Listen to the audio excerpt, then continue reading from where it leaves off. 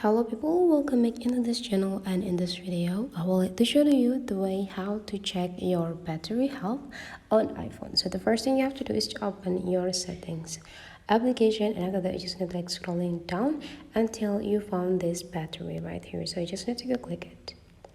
And now you just need to see right here there will be like battery health and charging. So you just need to go click it, and you will see that your battery now, whenever you charge your phone, the maximum capacity will be like 80%. So normally the good quality of battery will be like 100%, but the longer you use the iPhone, like the lower the optimization or performance of the battery will be. So yeah, you can check over here. You can also pick performance capability and just read everything's here.